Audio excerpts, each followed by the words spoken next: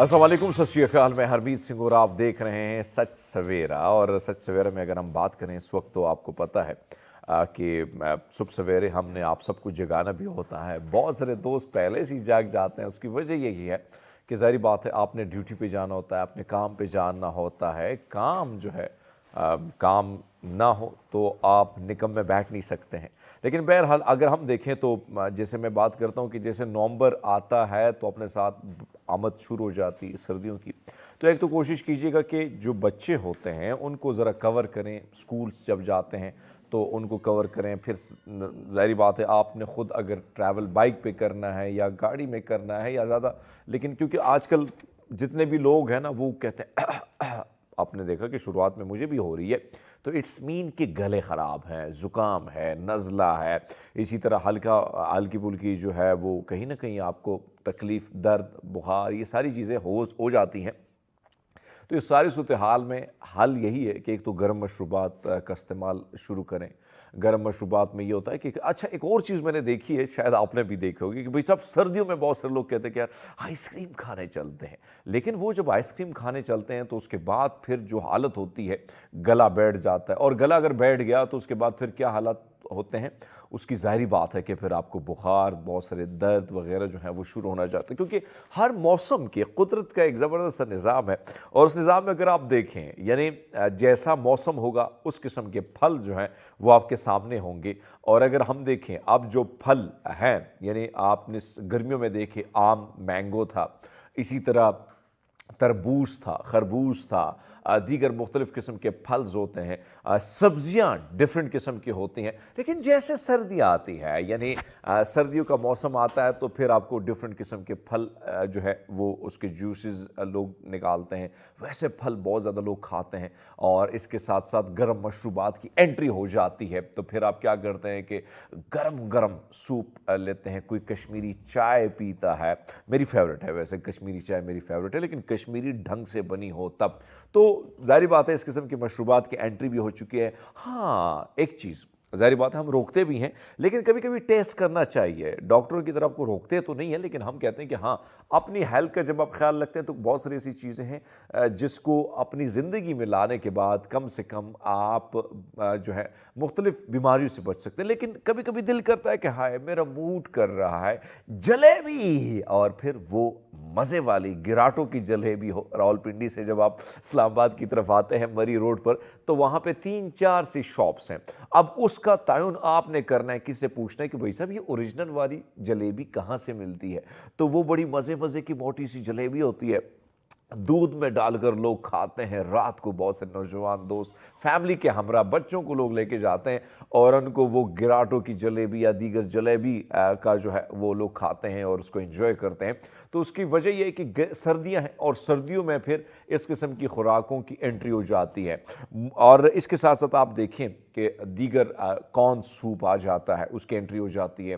गर्मा गर्म मज़े मज़े के सूप मार्केट में उसकी एंट्री हो जाती है। तो ज़रूरी है, एक तो मैं हमेशा ये बात करता हूँ कि अगर आपने हेल्दी फूड लेना है तो उसके लिए ये भी बेहतर है कि आप क्या करें, आप कोशिश करें कि जो सब्जियों से जो बने सूप होते हैं उसका स्वाद बड़ा मज़े का होता है। उसमें हल्की फुल्की मिर्च छिड़क लेते हैं, बॉयल्ड चिकन अगर उसमें डाल लेते हैं, सब्जियां मिक्स करके उसमें जब आप डालते हैं और उस सब्जियों का सूप जब आप नोश फरमाते हैं, तो यकीनन वो बहुत हेल्दी होती हैं। और आपके इनर यानी जो है अंदर की जो जिस्मानी जो आपने अपने आप को गर्म रखना है, तो उसको भी वो सब्जियां उसका जो जूस है यानी उसका जो सूप है वो उसको रखता है। तो इस किस्म के मज़े मज़े की चीज़ों की एंट्री हो चुकी है मार्केट में। फिर बहुत सारे दोस्त कहते हैं हाय रब्बा, मैंने तो बारबेक्यू खाना है। तो बारबेक्यू में अगर आप देखें ग्रिल फिश आ चुकी है, स्टीम के हवाले से चीज़ें आ चुकी है। तो ये आजकल सर्दियों की एंट्री है। तो मैंने कहा सुबह सुबह सवेरे कम से कम मशवरा देने के बाद साथ साथ आपको मज़े मज़े के खाने, मज़े मज़े के पकवान और मज़े के मशरूबात के हवाले से बात की जाए। बहरहाल अब हम आपको लेके जाते हैं उस डोज के हवाले से, क्योंकि ये डोज दिए बगैर ना हम आपको रह सकते और ना आपने जब तक ये डोज लिया नहीं होता है तो आपको भी मज़ा नहीं आता। और वो है सच सवेरा का डेली डोज। तो इस टाइम ज़ाहिर बात है कि दुनिया की जिस तरीके से हम बात करें तो दुनिया में कुछ ममालिक जो हैं वो सर्द और खुश तरीन भी हैं, कुछ जगह बिल्कुल रेतीली हैं। लेकिन जो जगह हम आपको लेके जा रहे हैं वो है दुनिया का सर्द और खुश्क तरीन इलाका, अंटार्कटिका की मैं बात करूँ। ये एक सुर्ख रंग की आबशार है जिसे कहा जाता है कि ये बर्फीले सफ़ेद ग्लेशियर के साथ 5 मंजिला नीचे गिरता है। स्क्रीन पर आप देख रहे हैं सारी चीज़ों को, जिसमें आप अंदाज़ा लगा रहे हैं कि कितनी मज़े की ये जो है आबशार है। और इसमें जो है आप देखें ऐसा लगता है कि सुर्ख रंग या किसी का या पानी में हल्का सा ब्लड चला जाए तो वो सुर्खी सी माइल होती वो कलर आपको नज़र आ रहा है, क्योंकि सफ़ेदी है। चादर पहाड़ों ने जो है सफ़ेद ओढ़े हुए हैं, बीच में से ये सुर्खी जो जब आती है तो यकीनन ये बहुत कुछ डिफरेंट आपको कर लेती है।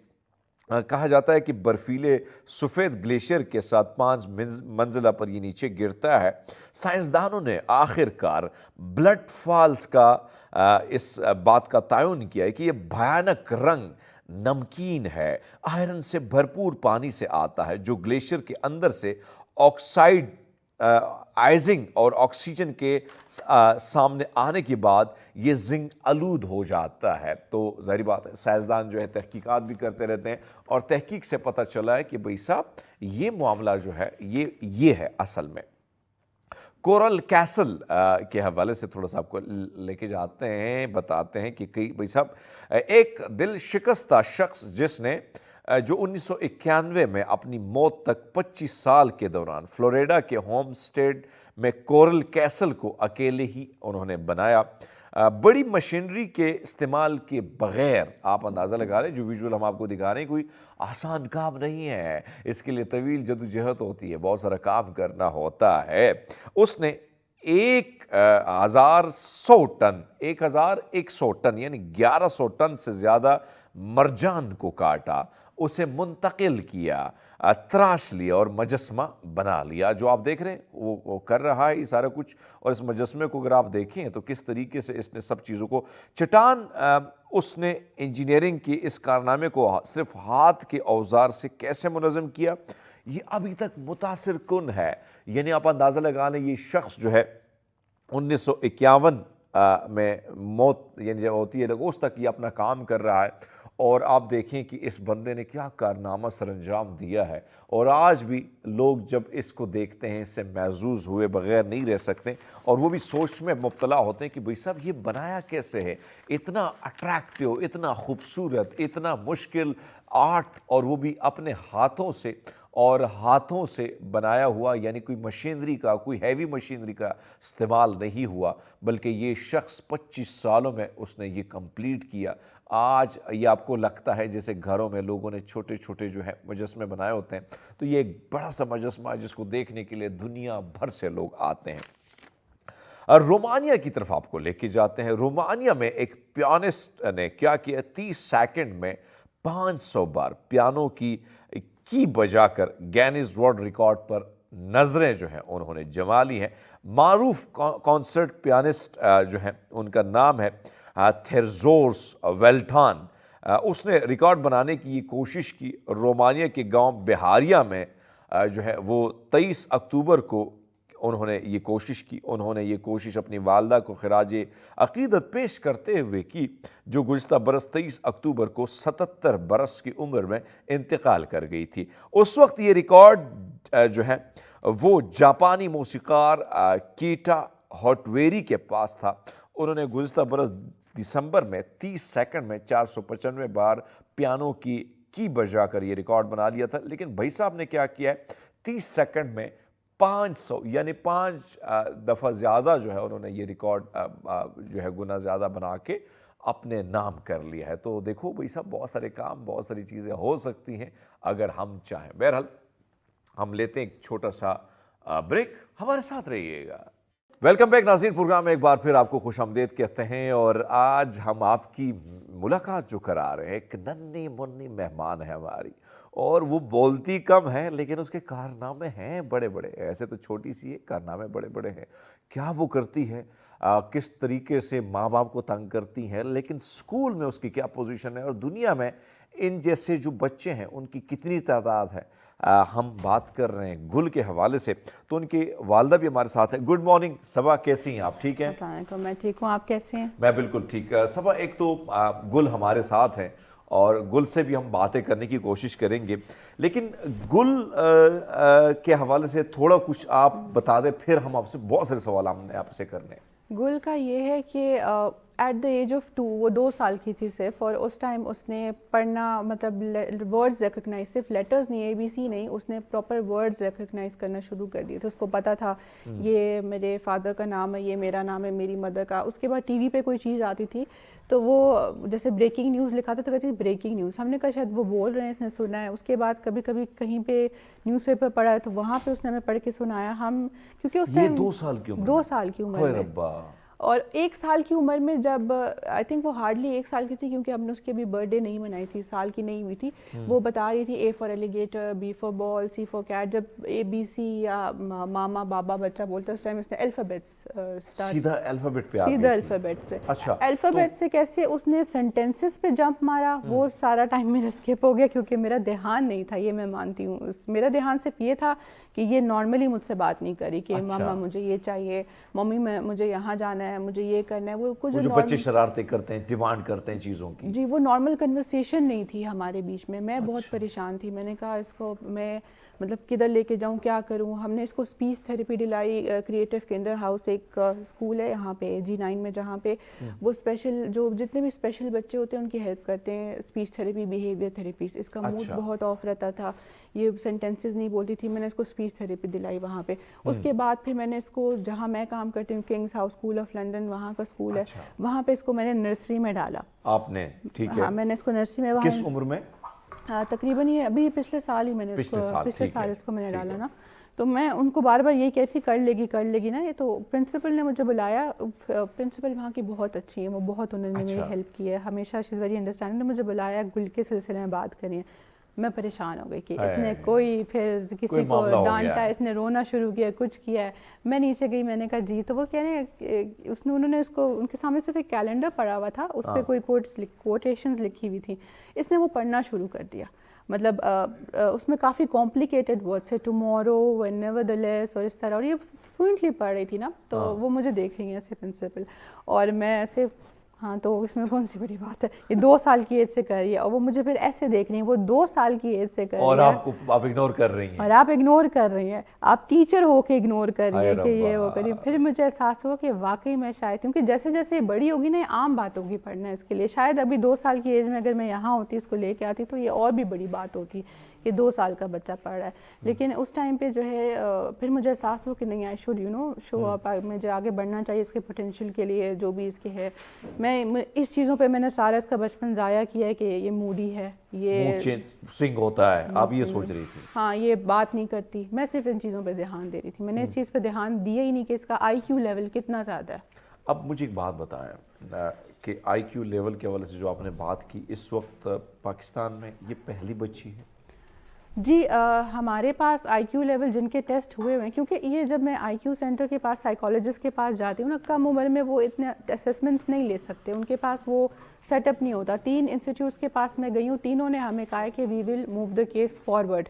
जैसे अब मैं आपको कहूँ, हमारे पास आरफा करीम थी, उनका IQ बहुत हाई था। हमारे पास मलाला का आई डोंट नो कि असेस किया था या नहीं, लेकिन she was very vocal as well. हाँ, सिर्फ वो वोकल थी, ठीक वो है। वोकल थी बहुत ज़्यादा। इसका ये है कि इसका IQ लेवल जीनियस लेवल पे आता है। She can recognise things, she can read something. Understanding level academic इसकी बहुत हाई है, बहुत ज़्यादा। और हाई IQ के साथ आपको पता है, ये अवेयरनेस नहीं है पाकिस्तान में इतनी, कि जिस बच्चे का IQ बहुत ज़्यादा होता है उसको बिहेवियर, वो अपने आप को इमोशनली एक्सप्रेस नहीं कर सकता। अगर उसने रोना है तो वो रोएगा अब बहुत ज़्यादा, अगर वो उदास, ज़रा सा भी उदास है, अगर वो खुश है तो वो बहुत खुश होगा। मतलब वो इमोशनली अपने आप को कन्वे नहीं कर पाता। अच्छा, वैसे गुल को अगर आप देखें ना, मैं कैमरामैन से थोड़ा सा कहूँगा कि थोड़ा सा जूम करें। इसकी स्माइल बड़ी क्यूट है और चेहरे पे उसी तरह क्यूट सी स्माइल फैली हुई है, और ये मगन है, अपने काम में मगन है, अपनी मौज मस्तियों में मगन है। लेकिन गुल से बात करने से पहले हमारे पास इनके हवाले से एक शॉर्ट सी डॉक्यूमेंट्री है, वो हम आपको दिखा देते हैं।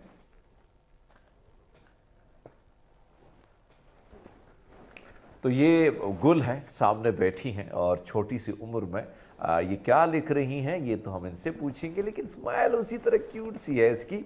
और ये बच्चे होते हैं ना, मनमौजी होते हैं, तो ये अपनी मस्तियों में मगन हमें दिखाई दे रही है। और आप अंदाज़ा लगा लें कि इनकी वालदा कहती है कि 2 साल की उम्र में जब बच्चा जो है पा पा पा पा मा मा मा दादू दादू बोलता है, कोशिश करता है, तो इसने वहाँ उस ज़माने में, उस टाइम में इनने मुख्तलिफ़ चीज़ों की स्पेलिंग यानी उन चीज़ों के बारे में बताना शुरू कर दिया। तो यकीनन अभी भी आप देखें तो गुल की मस्तियाँ हमारे सामने है, लेकिन गुल हंसती मुस्कुराती बहुत हैं और म्यूट सी रहती हैं, खामोश तबीयत की मालिक हैं।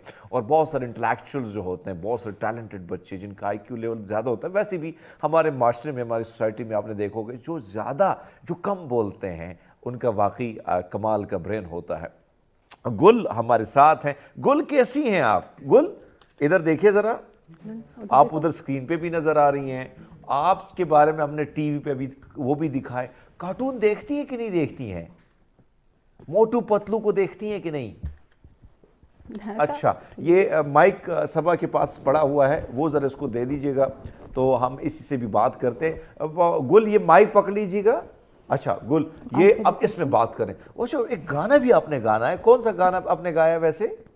नहीं आता है? अभी तो आपने मुझे सुनाया था। Love you daddy. अच्छा गुल, मुझे ये बता कि मम्मा ज्यादा अच्छी लगती है, पापा अच्छे लगते हैं? दोनों अच्छे नहीं लगते हैं?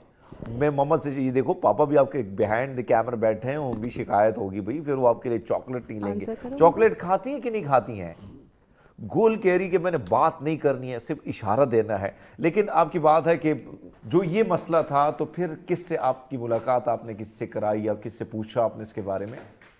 मैं जैसे आपको बता रही हूँ ना, मैं बहुत इन्वॉल्व थी इसकी थेरेपीज़ में। मैं इसको थेरेपीज़ दिला रही थी कि किसी तरह ये चुपचाप खामोश बच्चा बैठ जाए, बातें सुने। बल्कि मैं गलत कर रही थी, मैं मानती हूँ कि ये इसकी पर्सनालिटी है ही नहीं। अच्छा। और मैं ये चाह रही थी कि ये चुपचाप बैठ जाए, ये रोए ना, अपना को एक्सप्रेस ना करे, हमारी बात सुने। जैसे एक समझे एक तोता बनाना चाह रही थी, जो कि बहुत, अब मुझे समझ आ रही है कि मैं इसको चेंज करी थी। जो आप खुद टीचर थी तो जितना आप बोलती हैं तो आप कहती थी कि मेरी बेटी भी उसी तरह बोले। जो हम देखते हैं खासकर खाने पीने के हवाले से जो बच्चे डिमांड करते हैं, तो इसकी भी डिमांड कुछ चेंज होती रहती है, क्या तरीका होता है? ये बहुत पिकी है खाने में, जिद्दी है, बहुत जिद्दी है। मतलब ये हर चीज़ नहीं खाती है। जैसे इसको स्पेसिफिक कोई चीज़, अगर जैसे प्लेट में चावल है तो सिर्फ चावल हो, उस पर इतना सा भी धनिया ना हो, इतना सा भी जीरा ना हो, या चिकन अलग खाना है, चावल अलग खाने, हर चीज़ का इसका खाने पे मैं इतना वो हूँ कि मैं जो है ना जिब्रान से कहती हूँ तुम ही खिलाओ इसको। अच्छा। मैं मुझसे तो नहीं होते टेंट्रम्स बर्दाश्त। वालिद साहब जिब्रान जो हैं वो खिला देते हैं, वो अपने हाथ से इसको खिलाते हैं बचपन से। बहुत सारी चीज़ें पूछनी है, लेकिन गुल जो है वो कहती है कि नहीं, मैंने मस्तियाँ करनी स्टूडियो में। और जाहिर बात है बच्चे मन के सच्चे, और फिर ऐसे में अगर आपको लाइट शाइट मिले तो मज़ा ही आता है। लेकिन जो आपने बात की कि प्रिंसिपल ने जब ये बात की, फिर आपने थेरेपी वगैरह सब कुछ कराया लोगों के साथ, जाहिर बात है हमारी एक सोसाइटी में उठक बैठक भी होती है, हम जाते हैं लोग के सामने, तो पहले लोगों को जब गुल को देखते थे तो क्या सवाल आपसे करते थे कि ये गुल क्यों चुप है, क्यों ऐसी बातें आपसे नहीं करती, इस तरह कुछ सवाल करते थे मन में? वो इस तरह यही कहते थे कि फ़लाँ का बेटा बोल रहा है ये नहीं बोल रही, फ़लाँ का बच्चा बोल रहा है ये नहीं बोल रही। तो ये इस तरह जो है ना, वो कहते थे कि कंपेयर करते थे इसको। अच्छा। मैंने ये चीज़, वो जो कंपेयर करना होता है थोड़ा तकलीफ भी दे देता है, वो हमें बहुत देता है। अच्छा गुल, आपसे मैंने कुछ चीज़ें पूछनी है, तो आप अगर सामने आ जाएं। अच्छा, ये कौन सा है? वियतनाम। अच्छा वियतनाम, ये कौन सा मुल्क है? ये कौन सा मुल्क? इंडिया। ये कौन सा मुल्क है? एथोपिया। एथोपिया। इतने मजे मजे से नाम ले रही है। और ये नेपाल। कौन सा? नेपाल। ये देखिए ध्यान से देखिए बच्ची इतनी जबरदस्त तरीके से। अच्छा, ये कौन सा मुल्क है? ये बड़ा प्यारा सा। अर्जेंटीना। अर्जेंटीना। और ये स्पेन। स्पेन। वाओ, ये देखिएगा, ये कौन सा मुल्क? नाइजीरिया। नाइजीरिया। अच्छा, ये कौन सा फ्लैग है? गुल ये कौन सा फ्लैग है? लाउडर बताओ। लाउडर बताओ। Question and answer. अल्जीरिया। वाह, अल्जीरिया। अच्छा, ये कौन सा फ्लैग है? ये जल्दी। पाकिस्तान। और ये कौन सा है? ये देखिए, ये भी बड़ा खूबसूरत सा फ्लैग है। ये जरा देखिए, गुल देखिए, आंसर मी। इजिप्ट। वाह, इजिप्ट। अच्छा, ये कौन सा है? गुल गुल बताएगी। गुल कीनिया। ओ कीनिया, अच्छा ये कौन सा है? टर्की। वाह, और ये कौन सा है? म्यांमार। म्यांमार, अच्छा ये कौन सा है? तंजानिया। वाह तंजानिया, अच्छा ये कौन सा है? नहीं नहीं, अब मूड में है वैसे। खाली। ये कौन सा मुल्क है? कौन सा कंट्री?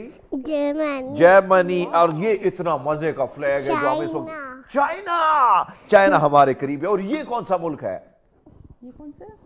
ये देखिए, ये देखिए, ये देखिए, ये इतना मजे का, इसमें कौन सा फ्लैग, कितने कलर हैं, ऐसे कौन सा मुल्क है? ये ब्लू है, रेड है, व्हाइट है। बताओ गुल, बताओ। आपको एयरपोर्ट हमने लेके जाना है, जहाज दिखाना है। ये देखो, ये देखो, इधर देखो। गुल, गुल कौन सा कंट्री है ये? गुल कहती है कि मेरा जो है ना वो बैटरी डाउन है, इसलिए मैं नहीं बताऊंगी, लेकिन बहरहाल रशिया बता दिया आखिरकार। मैं वही कह रहा था कि भाई ये कौन सा मुल्क है, कौन सी कंट्री है? Tell me, I don't know. This Netherland. वो नेदरलैंड, नेदरलैंड, ये देखिए, ये एक और मुल्क आ गया हमारे पास। साउथ कोरिया, गुड, जबरदस्त। अच्छा ये से वैसे गुल हमारे साथ थी, गुल की मस्ती हमने आपसे सिखानी थी, कोशिश करनी थी कि उनसे हम बात करें, लेकिन गुल कहती मैं अपने मन की मौजी हूँ और जब मेरा मूड होगा मैं बताऊंगी। लेकिन इसमें कोई शक नहीं कि उनका जो आईक्यू लेवल है वो इतना ज़्यादा है, सोचने की सलाहियत, समझने की सलाहियत इतनी ज़्यादा है कि मेरे ख्याल में भारत में एक बच्चा जो था वो लड़का था, मेल और फीमेल। हम बच्चियों की अगर बात की जाए तो यहाँ पे मसाइल बहुत होते हैं, लेकिन बच्चियाँ अगर इस किस्म की स्टेज पर आती है और उनका आईक्यू लेवल यहाँ तक होता है तो मेरे ख्याल में दुनिया भर में वो पाकिस्तान का नाम रोशन गुल करा सकती हैं। लेकिन वालिदैन जो है उनको इनकी परवरिश में बड़े मसाइल का भी सामना है, क्योंकि इस जैसे इंटेलेक्चुअल बच्चों को हैंडल करना, फिर गुल का मूड भी स्विंग जो है वो बार बार स्विंग हो रहा है मूड। सो एक चीज़ बड़ा अच्छा लगा आपसे बात करके। मैं चाहता हूँ कि इन बच्चों के हवाले से जो वालिदैन आपको देख रहे हैं उनके अगर इस तरह बच्चे जिस तरीके से आपने फेस किया तो वो ना करें। उससे पहले यानी आपका जो तजुर्बा है, अगर वो इन बच्चों उनके घर में जन्म लेते हैं तो क्या करना चाहिए? वो अच्छा। ये कि जब वो कंपैरिजन वाला मोड आता है ना कि ये इसको उस बच्चे के साथ कंपेयर करते हैं, उस बच्चे के साथ कंपेयर करते हैं, वो ना करें। क्योंकि आपका बच्चा किसी एक चीज़ में बहुत हो सकता है, कोई और बच्चा मैथ्स में बहुत ज़्यादा अच्छा हो, उसकी मैथमेटिकल स्किल्स बहुत अच्छी हो। इसका ये कि ये लैंग्वेजेस और इंटरनेशनल फ्लैग्स और इसको इस चीज़ का बहुत शौक है, तो अपने बच्चे का पोटेंशियल देखें। हम हमेशा उसको एक वो बना देते हैं मॉडल कि आपने नंबर लेकर आने, फर्स्ट पोजीशन लानी है, अच्छा बिहेव। हम दूसरों को खुश करते हैं, हम ये चीज़ भूल जाते हैं कि हमारा बच्चा क्या चाह रहा है। क्या बात, अगर मैंने इसको उस टाइम रोक लिया होता, जो ये सब पढ़ना चाह रही थी इन सब चीज़ों से, इसको मैं कहती नहीं ABC ही करो, ये करो वो, तो शायद ये आज ये शायद इस लेवल पे ना होती कि जो ये पढ़ना चाह रही है। बड़ी खूबसूरत बात सबा, बहुत शुक्रिया आपका। गुल से हम बात करना चाह रहे थे, लेकिन गुल की मस्तियां हैं जो गुल होने का नाम नहीं लेती हैं। और बड़ी खूबसूरत गुफ्तगू सबा ने की। इसके साथ साथ जो है आपको बच्ची, जाहिर बात है छोटी सी नन्ही मुन्नी बच्ची जो है उसके अदाएँ, उसका स्टाइल, उसका हंसना मुस्कुराना, लेकिन सबसे बड़ी बात यह है कि इस उम्र में इतना आईक्यू लेवल का होना, इतना टैलेंट के होना, मेरे ख्याल में ये बच्ची जैसे जैसे उम्र बढ़ेगी तो बहुत कुछ कारनामे जो हैं हम देखेंगे और वो कारनामे मुल्क के हवाले से होंगे। जिस तरह सबा करीम का नाम आता है, दीगर बहुत सारी बच्चियों के नाम आते हैं, लेकिन इस वक्त गुल जो है वो एक मुनफरिद और एक नए रिकॉर्ड की तरफ जा रही है। और हमारी दुआएं कि ऐसे बच्चे जो हैं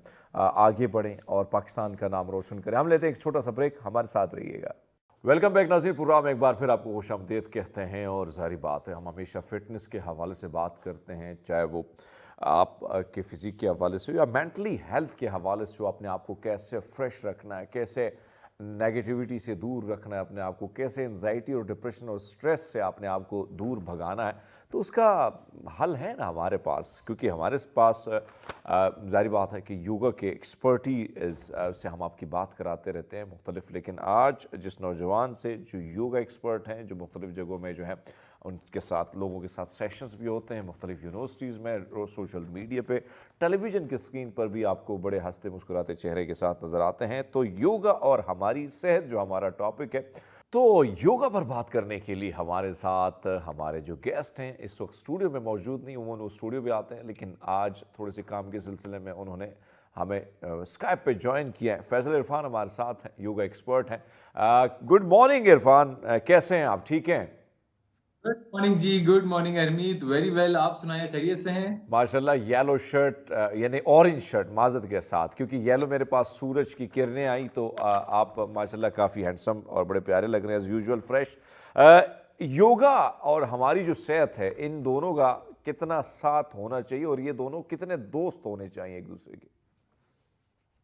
देखें जी, योगा इतना ही ज़रूरी है, लाज़िम और मलज़ूम है, जितना हमारे लिए सांस लेने के लिए ऑक्सीजन, हमें गर्म रखने के लिए धूप, सर्दियों की जो है वो बर्फबारी, ये सब चीज़ें को-रिलेटेड हैं। It's all driven from nature. Hmm. Yoga is all about nature. आप देखें, योगा में सारे पोजेस नेचुरल पोजेस हैं, like tree pose, cow pose, hmm. Dog pose, frog pose, hmm. Rabbit pose. तो कितने नेचुरल एलिमेंट्स हैं, उनसे डिराइव करके योगा को निकाला गया है, तो इट्स ऑल नेचुरल। तो योगा डेफिनेटली उतना ही ज़रूरी है, जितना हम डेली खाना खाते हैं। अच्छा फैसल, जो बात हम कर रहे थे, खासकर वो लोग जो घरों में आते हैं, जॉब करते हैं और कहते हैं भाई साहब एक्सरसाइज के लिए टाइम नहीं है, जिम नहीं जा सकते, ग्राउंड नहीं जा सकते, दूर है, तो आप घर में पहले तो बात करते हैं कि कौन कौन से ऐसी एक्सरसाइज है जो आप आराम से करके अपने आप को फिट रख सकते हैं। देखिए जी, yoga is a wonderful thing, और मज़े की बात ये कि कोई जगह की कैद नहीं है, आप कहीं भी कर सकते हैं। आपके रूम में अगर आपके बेड साइड पे थोड़ा-सा एरिया है जिसमें योगा मैट आ सकता है, हम्म। फेयर इनफ, आपके लिए बहुत। आप उस पे ए टू ज़ी सारे योगा पोजेज़, सारी एक्टिविटीज़, चाहे वो पावर योगा है, चाहे वो एरोबिक योगा है, चाहे वो मेडिटेटिव योगा है, हम्म। हैप्पी योगा है, कॉर्पोरेट योगा है, आप सब कर सकते हैं। इवन कि ऑफिसेज़ में आप अपनी चेयर पे बैठे-बैठे चेयर योगा कर सकते हैं। चेयर के हम्म। साथ वाले एरिया में during your breaks, during your lunch breaks 15 minute के लिए आप साइड टेबल योगा कर सकते हैं। आपके पास ये योगा मैट होना चाहिए, या कारपेट का एक पीस होना चाहिए, अपना लार्ज टॉवल होना चाहिए। सो कोई किसी चीज किस्म की जो है वो कैद नहीं है इसमें। आप कभी भी किसी भी वक्त कहीं भी योगा कर सकते हैं, which is an amazing thing. अच्छा वैसे इरफान, अगर हम देखें बहुत सारे लोगों के हड्डियों में अकड़ सी आ जाती है, वो कहते हैं कि भाई साहब हाय रब्बा इत्थे मौज आ गई, इत्थे आ गई, करा तक ही करा। अब इसके लिए मैं चाहता हूं कि कोई, क्योंकि कभी कभी आप ऐसा कि सराहना ठीक नहीं रखा होता है तो गर्दन में मौज आ जाती है, वो बड़ी तकलीफ दे होती है, तो मैं चाहता हूं कि इस पर भी थोड़ी सी नज़र डालें कि अगर ये हम टिप जो आप देंगे, यानी जो टिप्स होंगे उस पर अगर हम अमल करेंगे तो कम से कम ये अकड़ वाला सीन, अकड़ तो वैसे भी ठीक नहीं होती इंसान के लिए, लेकिन ये मौजें जो आ जाती हैं तो फिर बंदा की समंदर की मौजों की तरह घूमता फिरता रहता है, क्या किया जाए? अच्छा जी, मैं आपको बहुत ही इजी और जो वो कंफर्टेबल कुछ चीजें बताऊंगा, जो आपने जब आप सुबह अर्ली इन द मॉर्निंग उठते हैं या रात को सोने के लिए लेटते हैं, तो आपने उससे पहले कर लेना है। नंबर 1, हम्म। 5 रोटेशंस आपने क्लॉकवाइज करनी है अपनी गर्दन की, अच्छा, और ऐसे 5 मोड़ मोड़ रोटेशन के। आपने एंटी क्लॉकवाइज करनी है हम्म। अपनी गर्दन की। अच्छा, गुड। ये हो गई आपकी 5 रोटेशंस। अब आपकी बारी आ जाती है, मोस्ट लोगों को जितना काम कर रहे होते हैं, पूरा दिन ऑफिस में लैपटॉप पे बैठे रहते हैं, हम्म। अब उनके ये पट्ठों का मसला होता है, खिंचाव महसूस होता है। हम्म। इसका तरीका ये है कि आपने शोल्डर्स को बैक फ्लिप देना है, 1 2 अच्छा, यू। 3 4 एंड 5, और यही 5 फिर आपने फ्रंट फ्लिप करने हैं, 3 4 अच्छा, एंड 5। ये आपका हो जो गया हमारा यासिर जिम फ्रंट में फ्लिप। लगाता है। हम्म। अच्छा, हाँ ठीक। ठीक हो गया। फिर आपने जी ये पंचेस बनाने हैं, पंचेस को रखना है नेक्स की दोनों साइड पे, अच्छा, ऐसे। और इनको ऊपर की तरफ प्रेस करके नेक को एक साइड पे 5 सेकंड्स, दूसरी साइड पे 5 सेकंड्स, फिर 5 सेकंड्स, और फिर 5 सेकंड्स। वाओ। ये कवर करेगा आपका पूरा एरिया, आपका टी एरिया, आपका नेक एरिया, आपका शोल्डर्स, आपका अपर लोअर चिन एरिया, ये सारा एरिया आपका कवर करेगा। ये यानी बाकी ये पूरी बॉडी फैसल, की। ये तो बड़े मजे के टिप्स हैं जिन्हें आप बैठे हैं कुर्सी पे, इवन मैंने स्टूडियो में अप्लाई किया और लाइव में, और आप दोनों कर रहे हैं। ये तो बड़े आसान है कि बिल्कुल। आप बैठे हैं और आपको ये वाले मसाइल हैं तो बड़े आसानी से छुटकारा, आप वैसे अगर ना करें तो फिर बहाने बहुत हैं, लेकिन ये तो बड़ा आसान सा टिप आपने दे दिया। लेकिन एक और चीज़ अगर हम देखें फैसल, अब बहुत सारा मसला ये भी आता है कि भाई साहब काम में दिल नहीं लग रहा है, कंप्यूटर सामने पड़ा है, लिखने का टाइम है और ऑफिस में बैठे हैं, मन नहीं कर रहा साहब, आराम करने का दिल कर रहा है, मंडे को ऐसे ही होता है उमूमन। तो फिर कुछ टिप अगर आप हमें दे दे, एक तो ये मुड़ने मुड़ाने वाले आपने दे दिए, लेकिन काम में दिल लगाने का कुछ हो भाई। ठीक है, उसकी देखिए, काम दिल उस वक्त लगेगा जब आपका दिमाग मानेगा। तो हाय। दिमाग को अगर आप एग्री कर लेते हैं तो दिल ऑटोमेटिकली लग जाएगा। तो दिल और दिमाग का बड़ा स्ट्रॉन्ग कनेक्शन है, और इसको कनेक्शन बनाने के लिए हम करते हैं ब्रीदिंग साइकिल। ब्रीदिंग साइकिल जरूरी है। उसके लिए आप बनाएंगे ये स्विच, यानी थंब और छोटी फिंगर। अच्छा। थंब को रखेंगे राइट नॉस्ट्रिल पे और लेफ्ट से करेंगे इनहेल 5 सेकंड्स के लिए, लाइक अच्छा। 1 2 3 4 5। ये आपने इनहेल किया, अब आप 5 सेकंड्स तक होल्ड करेंगे सांस को और स्विच करेंगे लेफ्ट नॉस्ट्रिल पे छोटी उंगली को और राइट नॉस्ट्रिल से निकाल देंगे। 1 अच्छा 2 3 4 5। अब आप राइट नॉस्ट्रिल से वापस इनहेल करेंगे, 5 सेकंड्स इनहेल किया, 5 सेकंड्स होल्ड किया, अब स्विच करेंगे दोबारा थंब को और लेफ्ट नॉस्ट्रिल से 5 सेकंड में निकाल देंगे। 1 अच्छा 2 3 4 5। ये हो गया एक साइकिल। ये अच्छा। आपने करने हैं 5 साइकिल्स, तो आपका ब्रेन एकदम एक्टिव हो जाएगा, रिफ्रेश हो जाएगा और आप काम के लिए बिल्कुल वो तैयार जिस हो तरह आप भारतीय इश्तिहार में आता है कि दिमाग की बत्ती, वो जो गुल हो तो उसको दोबारा जगाए, तो बगैर दिमाग की बत्ती दिला गुल होने को जगाने के लिए बेहतरीन टिप है ये। इसके साथ साथ एक और चीज़ होती है, वो ये होती है कि मसल्स जो है अकड़, यानी अगर आप देखिए ना कि ज़्यादातर आप चेयर पे बैठे हुए हैं तो फिर आपके जो नी है, घुटने हैं, वो भी कुछ अकड़ से जाते हैं, तो उसके लिए तो वैसे आप बता सकते हैं, क्योंकि दिखा मुश्किल है थोड़ा, क्योंकि आप स्काइप पे हैं, तो उसके लिए क्या ज़रूरी है, क्या किया जा सकता है? अच्छा जी, उसके लिए कि आप स्ट्रेट जो है वो जहां भी है, चाहे चेयर में आपको बहुत स्ट्रेस फील हो रहा है अपनी लेग्स के अंदर, या आप कहीं लॉन्ग ड्राइव करके आए हैं, उसके बाद टांगे ऑफ कोर्स अकड़ सी जाती हैं, तो आपने ये करना है जनाब कि पहले तो आपने इनहेल करना है ऊपर खड़े होके, और आपने ट्राई करना है कि आप एक्सेल करते हुए नीचे जाएं, अपनी नीज से टच करते करते ग्राउंड तक पहुंचे। वाओ, बहुत से लोगों के लिए बहुत मुश्किल होगा कि वो ग्राउंड को टच कर पाए टांगों को स्ट्रेट रखते हुए, लेकिन आपने कोशिश जरूर करनी है। थोड़ा आपने यूं खुद को जर्क्स देने हैं कि आप हल्के हल्के आपके मसल्स एक्सपेंड होने शुरू हो जाएं। ये आप 2 दिन करेंगे, थोड़ा सा नीचे जाएगा, 4 दिन और नीचे, 5 दिन, 6 दिन, आई एम श्योर कि उसके बाद आप यू विल बी एबल कि आप ग्राउंड को टच कर सकें। तो अच्छा ये एक्सरसाइज बहुत अच्छी है पूरी बॉडी की फ्लेक्सिबिलिटी। अच्छा। एक और चीज़ आपने देखी, क्योंकि हम यानी आपसे बात करने का मकसद एक ही है कि जो दफातर में बैठे लोग हैं और दुकानदार भी ज़्यादातर कुछ लोग बैठने का काम करते हैं, क्योंकि नौजवान रखे होते हैं वो काम करते हैं, तो इसलिए हम चाहते हैं कि पहले उन पर फोकस करें, फिर खुले मैदान में भी आते हैं। इस वक्त आपने कई दफातर में देखा होगा कि कुछ लोगों की आदत होती है कि हाय रब्बा बस रिलैक्स होके टेबल पे टांगे चढ़ा के और आराम से ऐसे बैठ जाए, तो बुरा भी लगता है जब सामने लोग आते हैं, कहते हैं भाई साहब ये क्या कर रहे हो, दफ्तर में बैठे हो, घर में थोड़ी बैठे हो। तो ऐसे में ये क्या वजूहात होते हैं कि आप इस तरह के बैठे हो? तो उसको अपने आप को एक्टिव करने के लिए, जिस तरीके से मैं बैठा हूँ, जिस तरीके से आप बैठे हैं, तो अगर हमने इस तरह बैठना है तो लोगों पे एक असर भी तो पड़ता है ना, दफ्तर के उसूल भी होते हैं। तो आपने दफातर में देखा होगा कुछ लोगों ने ऐसे ही बैठे होते हैं रिलैक्स होके, तो क्या किया जा सकता है? ये क्या वजह होती है? कौन सी ऐसी यानी हम कोई लेजी होते हैं या कोई स्ट्रेस होता है, क्या चीज़ ऐसी होती है जिसकी वजह से हम इसी तरह लेटना पसंद करते हैं?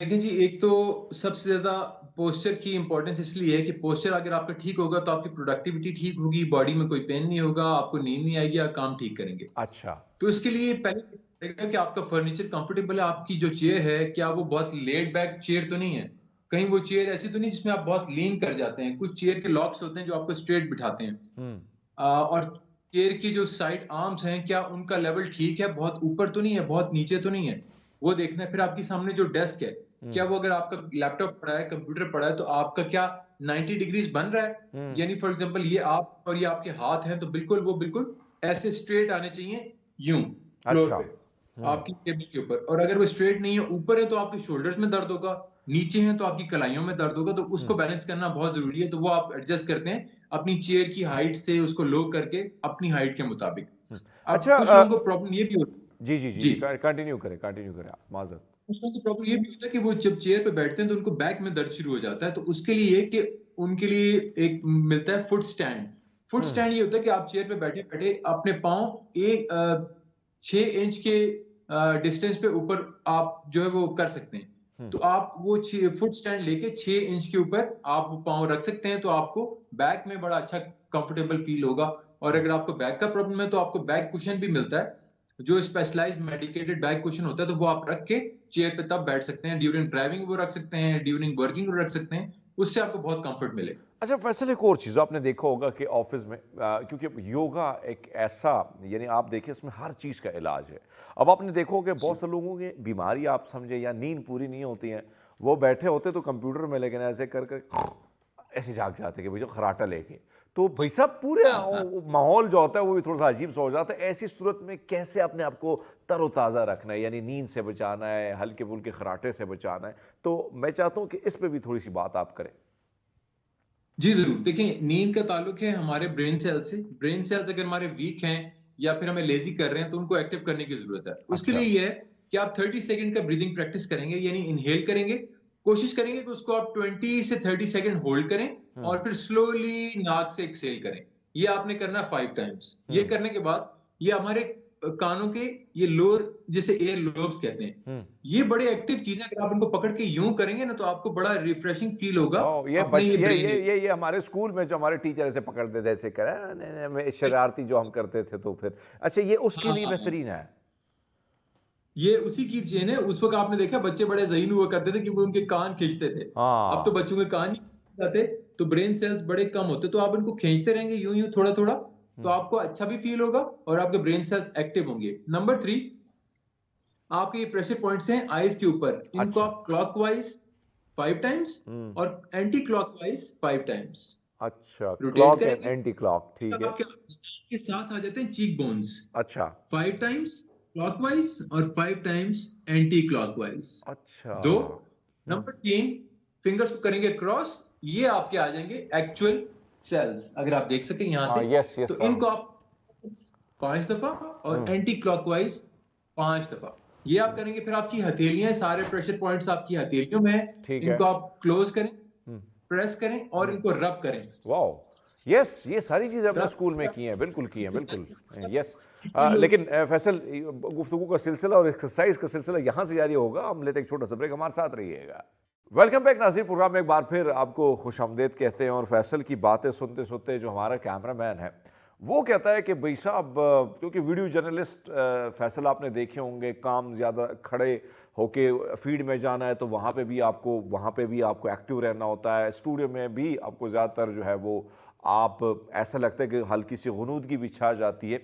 तो ये जो हमारे कैमरामैन साहब हैं वो कहते हैं भाई हमें भी कोई ऐसे टिप्स बता दें कि भाई हम खड़े खड़े होते हुए भी अपने आप को तरोताज़ा महसूस करें। ओके, चलें जी। उनके लिए तो आई विश कि मैं स्टूडियो में होता तो हम डेमोन्स्ट्रेट करके दिखाते, लेकिन चलें फॉर द नेक्स्ट टाइम अभी मैं आपको कुछ टिप्स एंड ट्रिक्स बता देता हूँ। ठीक है। उसके लिए आपने करना है ये जी कि इनहेल करना है और उसके बाद ये आर्म्स क्रॉस कर लेने ऐसे। अच्छा, ऐसे, वाओ जी। तो आपने एक्सेल करना है। अब आपने फिर से इनहेल करना है और एक्सेल करते हुए नीचे जाना है, यानी कोशिश करनी कि आपने फोरहेड अपने नीज से टच करें, यानी घुटनों से टच करें। ये जबरदस्त। इनहेल किया और नीचे गए, 5 सेकंड वहां रुके, फिर इनहेल करते हुए ऊपर आए और स्ट्रेट हो जाएं। ये हो गया एक साइकिल। ये आपने करने 5 साइकिल, तो आप देखेंगे कि इसके बाद आपको बेहतर फील होगा, आपके ब्रेन सेल्स एक्टिव होंगे, ब्लड सर्कुलेशन अच्छी होगी। अच्छा फैसल, यहाँ से जो एक तो लफ्ज़ तो जाहिर बात है कि तरोताज़गी आप में अगर है, अगर आप इस चीज़ से, लेकिन एक और चीज़ इस वक्त अगर हम देखें जो मसले हैं साथ साथ, क्योंकि एक्सरसाइज अगर आप दिमागी तौर पर स्ट्रेस से कम हैं, फारिग रिलैक्स हैं, तो आप बहुत सारे काम सरअंजाम दे सकते हैं। आजकल जो बच्चे हैं, नौजवान हैं, बुजुर्ग, हर बंदा कहता है दिल नहीं लग रहा, कम दिल नहीं लग रहा मेरा। सो दिल ना लगना, इसकी क्या वजूहात होती है? योगा इस बारे में क्या आपको सजेशन देती है? देखिए जी, इसके लिए हम यूज करते हैं मेडिटेटिव योगा। मेडिटेटिव योगा ये करता है कि वो हमारा ब्रेन फोकस बिल्कुल अलाइन कर देता है। जिस तरह कैमरा का डी फोकस हो तो पिक्चर ब्लर नजर आती है, हाँ, कैमरे को फोकस करते जाएं तो आपको क्लियर पिक्चर नजर आती है। तो यही काम हमारा ब्रेन करता है। तो अच्छा, ब्रेन को अलाइन करने के लिए हम करते हैं मेडिटेटिव योगा। अच्छा, उसमें करते हैं, सबसे पहले तो आपने खुद को मैनिफेस्ट करना है। मैनिफेस्ट करने के लिए कि आप सुबह सवेरे जब उठे, आपकी आंख खुली ओवर द बेड है, तो आपने कहना है कि आज का दिन बहुत खूबसूरत है, आज मैं बहुत एनर्जेटिक हूं, आज का काम बहुत जबरदस्त होगा, आज मैंने अपने सारे काम, सारी टास्क कंप्लीट करनी है और एक बहुत अच्छा प्रोडक्टिव दिन गुजारना है। तो आपने अपने ब्रेन को ये मैसेज दे दिया कि आपका दिन बहुत अच्छा होने वाला है, एक्टिव होने वाला है, अमेजिंग होने वाला है। तो आप देखेंगे कि ऑटोमेटिकली लॉ ऑफ अट्रैक्शन काम करेगा और मेडिटेटिव योगा करते हुए आपका पूरा दिन बहुत अच्छा गुजरेगा। जबरदस्त जबरदस्त। नंबर हाँ, बताएं नंबर 2, बताएं। तो आपकी फोकस अलाइन हो जाए तो आप खुद को किसी भी एक्टिविटी में लगाएंगे। उससे पहले आपने ये करना है कि डीप इनहेल करना है, 5 सेकंड्स होल्ड करना है और उसको नाक से स्लोली एक्सहेल करना है, 1, फिर आपने दोबारा इनहेल करना है 2, दोबारा इनहेल करना है 3। ये 3 साइकिल्स आप करेंगे ब्रीदिंग की तो आपका ब्रेन एकदम रेडी हो जाएगा किसी भी चीज को अच्छे तरीके से कंसंट्रेट करने के लिए, फोकस करने के लिए। स्पेशली स्टूडेंट्स के लिए बड़ा अच्छा है जो कुछ चीज याद करने लगे हैं, कुछ प्रैक्टिस करने लगे हैं, अर्थमेटिक कर रहे हैं या कैलकुलस याद कर रहे हैं या प्रोग्रामिंग कर रहे हैं, वो उससे पहले ये एक्टिविटी कर लें तो उनके लिए बहुत अच्छा, अच्छा एक होगा। और चीज मैं आपसे पूछना चाह रहा हूं कि बहुत ज्यादा योगा एक्सपर्ट जितने भी आते हैं, कुछ कहते हैं भाई साहब जब आप इनहेल करते हैं तो पेट को जो है वो गुब्बारे की तरह सुझा दें, कुछ कहते हैं भाई साहब नहीं, जब आप एक्सेल कर रहे हैं तब आप इसको फुला दें। ये मैं चाहता हूं कि आप अगर इसको ठीक करें ताकि जो लोग इस वक्त आपको देख रहे हैं स्क्रीन पे, तो कम से कम अगर कोई कोताही हो रही, कोई गलती हो रही है तो उसको वो ठीक कर सकते हैं। जी, मैं आपको बताता हूँ जी। देखिए ब्रीदिंग इटसेल्फ बहुत ज़बरदस्त किस्म की एक्सरसाइज है। जब आप ब्रीदिंग करते हैं तो बाज़ औक़ात ये होता है कि आपको बहुत स्वेटिंग होने लगती है, बाज़ औक़ात आप बहुत वीकनेस फ़ील करते हैं बिकॉज़ जितना आप ब्रीथ करते हैं, आप अपनी एनर्जी, अपनी कैलोरीज़ बर्न कर रहे होते हैं। अच्छा।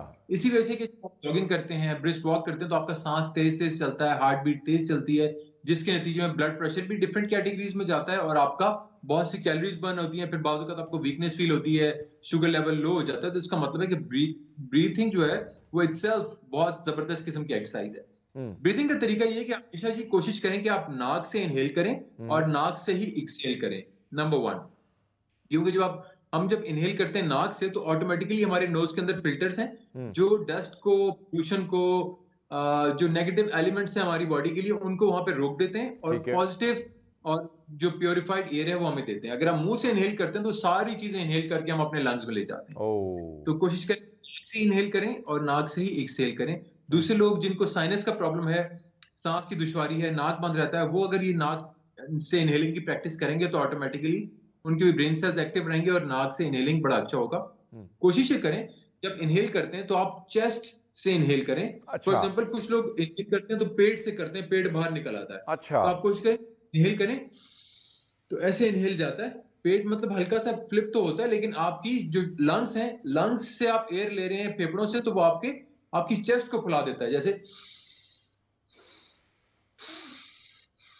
तो इसमें पेट को फुलाने के बजाय आप लंग्स को अगर अपनी चेस्ट को फुलाएंगे तो दैट इज मोर कंफर्टेबल अच्छा, और वो यानी ideal- चेस्ट को अगर हम इस पर ज़्यादा यानी फोकस हमारा यही होगा और इसको फुला यानी पेट को गुब्बारे की तरह फुलाने के लिए, आलू जैसे फुलाने के लिए ज़रूरी नहीं है आप यहाँ से इसका फ़ायदा होगा। ठीक है फैसल, एक और चीज़ ज़ाहिर बात है कि मैंने जिस तरह बात की कि सुबह उठते हुए आपने एक बड़ी खूबसूरत बात की और मैंने इसको अप्लाई की अपनी लाइफ में कि हाँ दिन बड़ा मज़े का होने वाला है, काम बड़ा मज़े का होगा और ये होगा वो होगा, तो वो दिन बड़ा अच्छा गुजरता है। ये बात आपकी दुरुस्त है, आप एनर्जेटिक होते हैं, लेकिन जब आपका दिल करता है हाय फिर जाके कुर्सी के उस पर जो ज़िया साहब बैठे हैं उसका वो मनहूस चेहरा देखूंगा तो पता नहीं फिर चेहरे पे वो ताजगी रहेगी या नहीं रहेगी, ये वाली सीन भी फील भी आती है।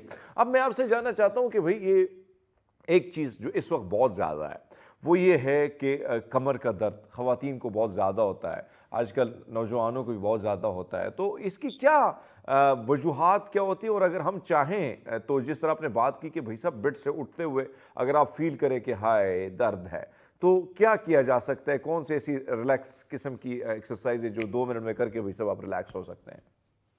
ठीक है, जबरदस्त जी। देखिए पहले तो हमें ये कॉज जानना है कि हमारे इस पेन की कॉज क्या है और इसका जो मेजर कॉज है वो हमारे शूज होते हैं। अगर मैं फीमेल्स की बात करूं तो दे आर वेयरिंग हील्स। पूरा दिन अगर आप हील्स पहन के आप चलेंगे तो आपकी बॉडी एलिवेट हो जाएगी अननेचुरल तरीके से जिससे आपको बैकएक होता है।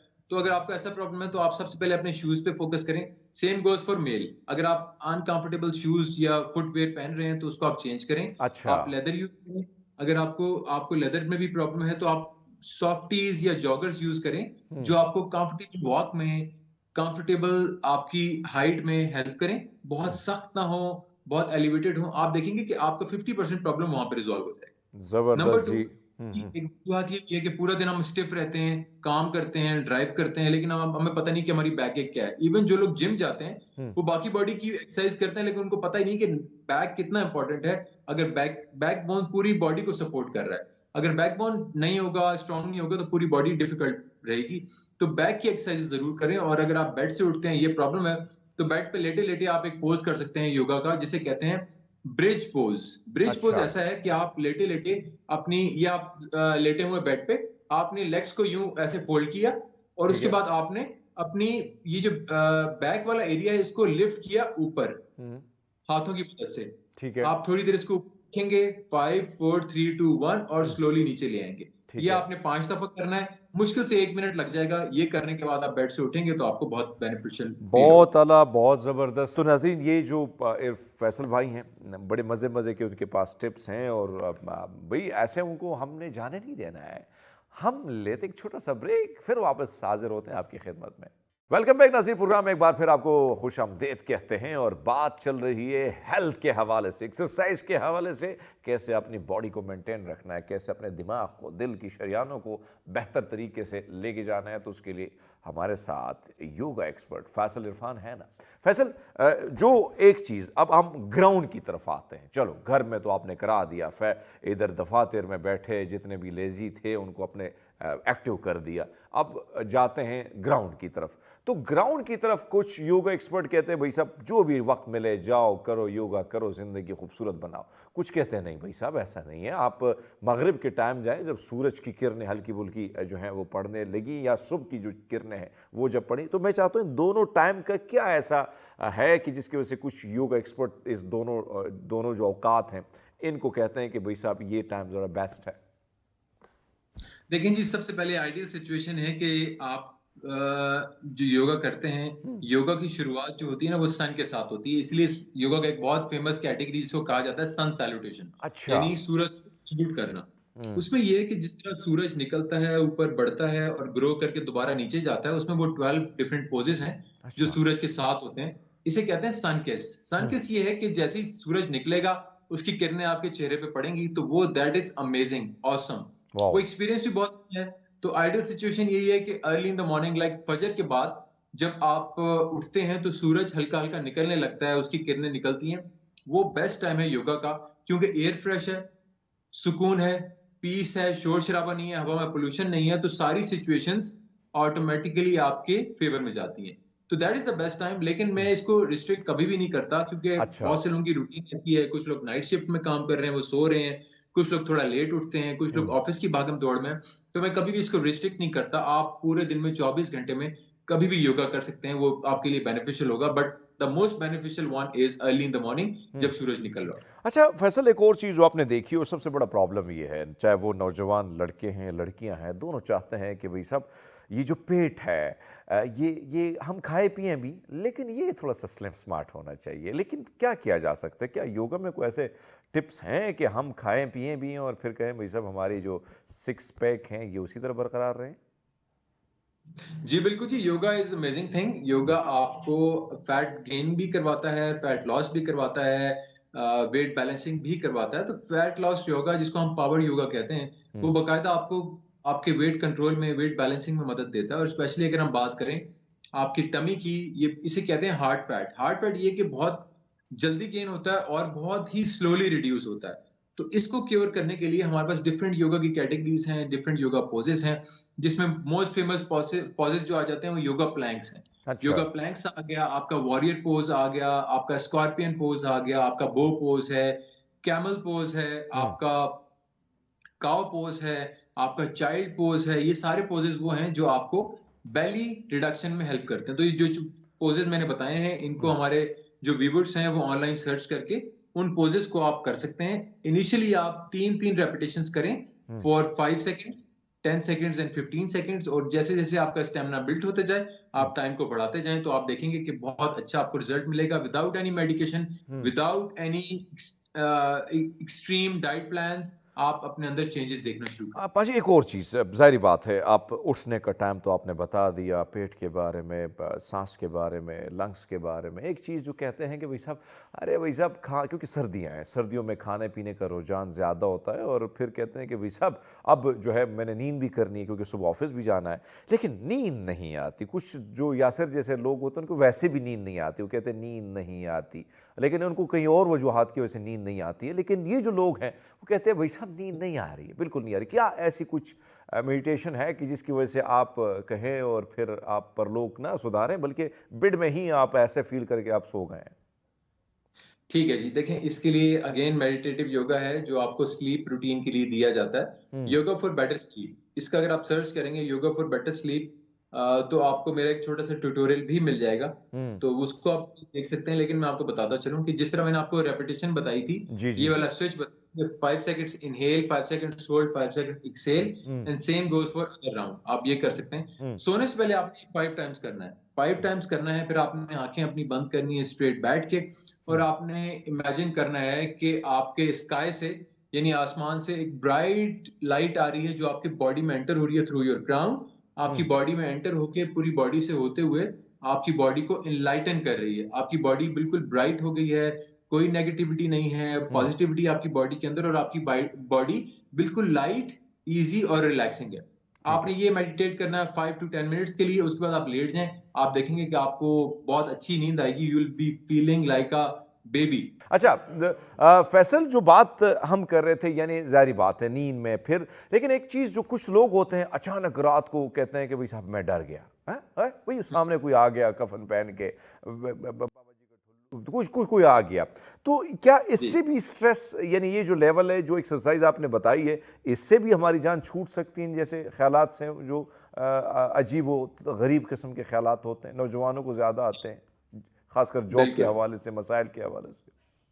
हाँ, मैं आपको बताता हूँ जी। देखिए, एक तो आप पहले मैं बात करूंगा डरावने ख्यालात, डरावनी जो ड्रीम्स हैं, बैड ड्रीम्स जिसे कहते हैं, नाइटमेयर जिसे कहते हैं, वो क्यों आते हैं। अच्छा। सबसे पहले हमारा ये डायरेक्ट लिंक है हमारे स्टमक से, हमारे मैदे से। जो हमने खाया है वो इस पे रिएक्ट करता है। अगर अच्छा। आपने दो चीजें, नंबर 1 कि आपने सोने से पहले खाना खा लिया बहुत ज्यादा, और सोने से पहले आपने गैप नहीं दिया। हमेशा याद रखेंगे, आपने खाना खाया तो 2 घंटे का गैप होना चाहिए, उसका खाने का और आपकी स्लीप का। अच्छा। 2 घंटे का गैप जरूर दें। नंबर 2, आपने रात को मुर्रखन ग़िज़ाएं, फ्राइड चीजें, fried chicken, heavy pizzas, fried fish, मतलब इस तरह की चीजें नहीं खानी है। कोशिश, हाँ, अवॉइड करें। और अगर आप खाने का बहुत दिल चाह रहा है तो आप कोशिश करेंगे 7-8 बजे खा लें, अगर आपकी रूटीन जो है वो 11-12 बजे सोने की है। जितना गैप होगा उतनी आपकी स्टमक जो है लाइट होगा, और जितना स्टमक लाइट होगा उतने आप बैड ड्रीम से बचेंगे, बुरे ख्वाबों से बचेंगे, बुरे ख्यालात से बचेंगे। ठीक। जितना आपका स्टमक फैसल, अब मेरे ख्याल में जारी बात है कि वो बार बार, जो हमारे प्रोड्यूसर साहब हैं, वो कहते हैं कि फैसल की बातें बड़ी मज़े की हैं, और जो ख्यालात के हम जिक्र कर रहे थे और जो बातें हम कर रहे थे, वो कहते हैं कि आहिस्ता आहिस्ता से लगता है कि इससे हम दूरी इख्तियार कर सकते हैं। लेकिन हम लेते एक छोटा सा ब्रेक, फिर वापस हाजिर होते हैं आपकी खिदमत में। फिर आपको खुशामदीद कहते हैं। बात हो रही है योगा के हवाले से कि कैसे अपने आप को, अपनी फिटनेस, आपके जो नेगेटिविटी है, बहुत सारे से ख्यालात जिससे आप दूर भागना चाहते हैं, उसको कैसे भगाया जाए। तो फैसल भाई है ना, फैसल भाई, जो बात हम कर रहे थे यहाँ पे, एक तरफ तो आपने कहा कि मुर्गन ग़िज़ाएं ना खाएं, लेकिन एक और आदत हमारे अंदर होती है कि अगर हमने खाना खा लिया और 2 घंटे रेस्ट किया, तो फिर हम, अगर, ये बहुत सारे दोस्तों का गिला होता है, वो कहते हैं भाई साहब जब बेड पे जाते हैं तो फिर दिल करता है वो जो फ्रिज में पड़ी है ना, वो जो मज़े वाली मिठाई, थोड़ा सा वो छक लेते हैं, अगर उधर कोई वो ड्राई फ्रूट पड़ा है तो वो उठा लेते हैं। तो ये जो सूरत हाल होती है, क्या ये ठीक है कि ये भी नुकसानदेह है? देखिए जी, ये बिल्कुल ठीक नहीं है। इसी वजह से नींद में खलल पड़ता है, नींद सही नहीं आती, स्टमक पे बर्डन होता है। कुछ लोगों की आदत होती है कि वो अब फ्लिप करके सोते हैं, मतलब स्टमक के ऊपर बोझ डाल के सोते हैं, तो वो भी आपके लिए ठीक नहीं है। स्टमक प्रेस होगा, आपको बैड ड्रीम्स आएंगे, ब्रीदिंग में प्रॉब्लम होगा, सही नहीं होगा। आइडियल सिचुएशन ये है कि आप अपने हार्ट को लाइट रखते हुए राइट साइड पे सोएं। अगर आप राइट साइड पे सोएंगे तो आपका हार्ट फ्री रहेगा, जितना अच्छा ये पंप करता रहेगा आपको अच्छी नींद आएगी। लेफ्ट साइड पे भी लेटेंगे, उल्टा भी लेटेंगे, तो आपका हार्ट प्रेस होगा, स्टमक प्रेस होगा, आप प्रेशर में रहेंगे, स्ट्रेस, एंजाइटी, डिप्रेशन वाली फीलिंग आएगी, और आपको ये प्रॉब्लम होगा। पाजी, एक और चीज़, एक चीज़ फैसल भाई, क्योंकि जाहिर बात है कि ख़वातीन ज़्यादातर हमारा मॉर्निंग शो देखती हैं, और आपके तो इवेंट्स मुख्तलिफ यूनिवर्सिटीज़ में जब आप जाते हैं तो ख़वातीन ही फॉलो करती हैं। नौजवान थोड़े से कहते हैं चलो हम बाहर टुरते फिरते हैं तो जैसे भी लग जाए, लेकिन ख़वातीन हसास होती हैं अपने मामले में। एक चीज़, क्योंकि आपको पता है कि फैसल, मौसम जो है बदल रहा है, तो ऐसे में कुछ लोग, सबकी ख्वाहिश होती है कि मेरा चेहरा जो है तरोताज़ा रहे, ना कि ड्राई इतना ज़्यादा रहे। तो क्या कोई योगा में इसका उपाय है कि उस पर अमल करके भी आप अपने चेहरे को तरोताज़ा रख सकते हैं? बिल्कुल जी, इसके लिए स्पेशलाइज्ड फेशियल योगा कैटेगरी है जो आपकी बनी ही फेस के लिए। अच्छा। खैर वो तो बड़ा डिटेल सेगमेंट है, लेकिन कुछ मैं पोजेज आपको बता देता हूँ that can keep your face एकदम फ्रेश, हैप्पी एंड हेल्दी। आपको ग्लोइंग फेस मिलेगा। थोड़े से फनी पोजेस हैं, लेकिन करना जरूरी है, क्योंकि आप नहीं, करेंगे ज़रूरी है। हाँ, ग्रुप में आप करते हैं, लेकिन आप अकेले करेंगे तो आपको इतना अनकंफर्टेबल फील नहीं होगा। नंबर 1 है स्ट्रेच। स्ट्रेच में ये करना है कि आपने अपने फेस को, जॉज को, आईज को स्ट्रेच करना, लाइक हाँ ऐसे। अगर ऐसे रात में किसी के सामने आ गए तो भाई साहब परलोक सुधर जाएगा। यस कि आपको ऐसे ही करेगा। हाँ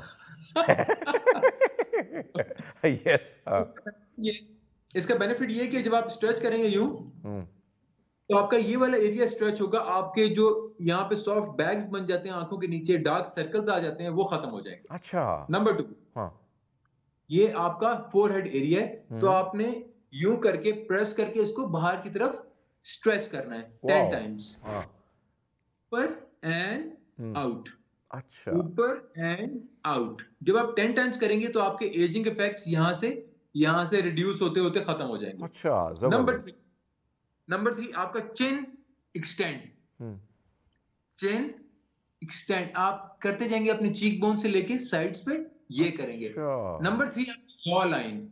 कुछ लोगों को डबल चिन का प्रॉब्लम होता है, कुछ को जॉ लाइन क्रिएट करनी होती है, क्योंकि जॉ लाइन जितनी अच्छी होगी आप उतने अट्रैक्टिव दिखेंगे। यस तो इसके लिए ये आपने ये वाली पोजीशन लेके, मतलब ये नकल्स हैं, नकल्स को यहाँ पे रख के और ऊपर की तरफ आओ पूरे आप करेंगे कमाल। 10 टाइम्स। अच्छा last but not the least आपकी नेक एरिया। कुछ लोगों को आपने देखा होगा नेक पे लाइंस बन जाती हैं, हाँ यस स्पेशली यस हाँ क्योंकि यहाँ फैट इकट्ठा हो जाता है, तो दैट वो एजिंग इफेक्ट लगता है। उसके लिए करना है आपने ऊपर देख के 10 टाइम्स ये। हाँ या 4 एक्टिविटीज अगर आप कर लें, मुश्किल से 5 से 10 मिनट लगेंगे, लेकिन आपका फेस एकदम फ्रेश। यकीन माने फैसल भाई, मैं लगता हूँ कि सब की दुकानें आप बंद करेंगे अगर ये एक्सरसाइज पे किसी ने अमल कर दिया। ये जो हम जाते हैं मुख्तलिफ क्लिनिक्स में एस्थेटिक के और बड़े बड़े जो है ना बड़े ख़र्चे करते हैं, तो ये देखिए कुदरत ने और फिर इस किस्म के टिप्स जो फैसल जैसे लोग आपके सामने ले आते हैं, ये बग़ैर पैसों के हैं, और इस पर अगर आप अमल करते हैं तो आप तरोताज़ा आपकी स्किन को, आपके बुढ़ापे को भी दूर रख सकते हैं। और ये जो रिंकल्स के लिए आप जाते हैं और आप वी शेप का चेहरा आपने बनाना है, तो उसके लिए भी बहुत पैसा लगा, तो पैसा मत लगाइए भाई साहब, घर में बैठ के आप सब कुछ कर सकते हैं। फैसल, जाते जाते मैं चाहता हूँ कि खूबसूरत सा पैगाम ख़ासकर योगा के हवाले से, सेहत के हवाले से, तरोताज़ा रहने के हवाले से अगर आप दे दें तो। देखें जी, बहुत छोटी सी बात है। स्टीव जॉब ने कहा था कि स्टे हंग्री, स्टे क्यूरियस। तो उनके कहने का मतलब ये था कि आप जितना नई चीजें सीखेंगे, जितनी चीजें करेंगे, उतने आप क्यूरियोसिटी आपकी बढ़ती जाएगी, आप उतने हैप्पी फील करेंगे। तो मैं हमेशा यही कहूंगा जी कि happy living is healthy living. और अगर आप खुश रहना चाहते हैं तो हेल्दी लाइफस्टाइल अपनाएं। छोटी छोटी चीजें हैं जिनको आपने मैनेज करना है, आपका ब्रेकफास्ट, लंच, डिनर, आपकी डेली रूटीन, एंगर कंट्रोल, गुस्सा किस तरह मैनेज करना है, ब्रीदिंग, सांस कैसे लेनी है, पानी कितना पीना है, कब कब पीना है, किस टेम्परेचर का पीना है। तो हैप्पी लिविंग, हेल्दी लिविंग, ये 2 रूल्स हैं लाइफ के, इनको याद रखें, your life would be amazing. बड़ी खूबसूरत बात फैसल, बहुत शुक्रिया आपका। आपकी मज़े मज़े की गुफ्तगू से बहुत सारे लोगों का, मेरे समेत बहुत सारे लोग जो देखने वाले हैं आपको, उनका फ़ायदा होता है। और हमारी कोशिश होती है कि आप जिस एक्सपर्ट को लाया जाए ताकि बहुत सारे मसाइल जिसका हल आपकी इन उंगलियों में, इन हाथों में है, यानी उस पर अगर आप अमल करते हैं तो यकीनन बहुत सारे मसाइल से। और जाते जाते फैसल ने बड़ा खूबसूरत पैगाम दे कि भाई साहब, ज़िंदगी में कैसे आगे चलना है ये आप पे इन्हिसार करता है। अब आपने किन चीज़ों पर अमल करना है, चाहे वो नेगेटिव है, पॉजिटिव है, अप टू यू। सो भाई, ज़िंदगी छोटी है, बड़ी खूबसूरत है, और इसको अगर मज़ीद खूबसूरत 4 चांद लगाने हैं तो ये भी आप पर इन्हिसार करता है। उम्मीद है आपको हमारा शो अच्छा लगा होगा, और हम आपसे लेते हैं इजाज़त। कल एक नए सेगमेंट के साथ आपके साथ मुलाकात होगी। अपना बहुत सारा ख्याल रखिएगा। अल्लाह हाफिज़।